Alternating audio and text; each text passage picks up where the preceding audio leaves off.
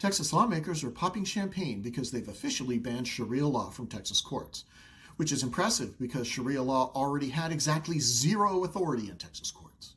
That's like passing a law banning Bigfoot from holding public office and calling it strong leadership. It's like passing a law banning dragons from the Alamo and calling it serious governance. Let's start with the sacred cow that they're polishing with a Lone Star rag. Supporters say no foreign or religious law should override the Constitution. Correct. But that's not bold. That's not new. That's already the law, and it has been since, let's check the notes, 1787. U.S. courts already cannot enforce any religious code, Sharia, canon law, halakha, or whatever your Aunt Karen calls biblical values on Facebook, if it conflicts with constitutional rights. That's been settled law longer than Texas has been pretending it's still an independent republic. So when politicians say this bill protects the Constitution, what they really mean is, please clap, we banned something that wasn't happening. So what did this bill actually do? It didn't protect the Constitution that was already protected. It didn't fix any real legal problem because there wasn't one. It didn't make courts more efficient. Lawyers are already rolling their eyes. It didn't stop judges from secretly ruling from a mosque, didn't fix any legal loopholes, and it didn't protect women, kids, or contracts because none of those things were under threat. Texas courts already enforce secular law only, always have, still do. So why pass it? Because culture war legislation is like microwave popcorn. Fast, loud, smells important, and is nutritionally useless. This isn't about law, it's about optics, and the optics are screaming, look, we're tough on the thing that you're already scared of. What it did do is send a message, and that message is about fear politics. Let me see if I can translate this bill into plain English. We couldn't fix the grid, the taxes, or the schools, but we found a minority group that we can scare voters with.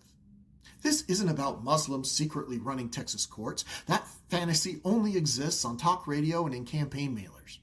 This is about politicians needing a villain, choosing a minority, and wrapping performative legislation in a flag so no one asks hard questions like, why are property taxes still climbing?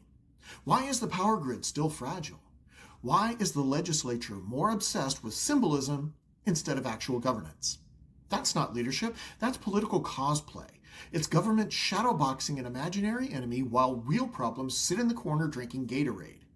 And the most insulting part, they're counting on you not knowing that this is already unconstitutional. They're betting that your ignorance distracts from their accountability. Here's the libertarian reality check that both parties hate. Religious freedom includes the freedom to believe whatever you want to believe. It does not mean you get to impose your beliefs through the state.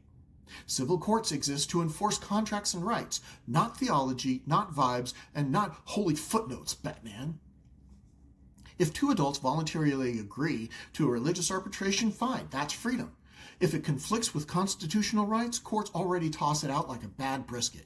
That balance already existed, and passing redundant laws simply to scare voters is not defending America, it's just lazy. This bill didn't defend liberty, it just pretended that liberty was under attack. Ask yourself this, if lawmakers are spending this much time banning laws that don't exist, what are they avoiding dealing with that does?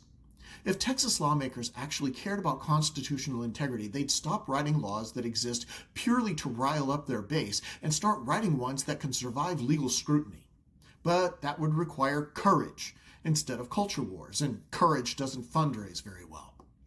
Every minute spent fear-mongering is a minute not spent actually governing, and Texans deserve solutions, not symbolic legislation wrapped in a flag and sold as courage.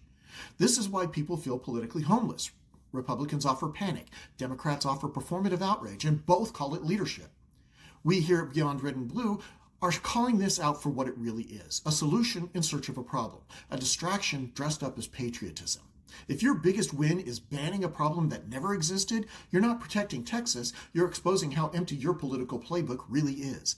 And that's why you should be pissed off, because Texans deserve better than symbolic government. So here's my question for you. What other fake threats are we being sold while problems rot on the sidelines? Drop it in the comments and share this one with someone who's tired of culture war theater. And if you're tired of choosing between the lesser of two evils, welcome to the political middle of the Venn diagram.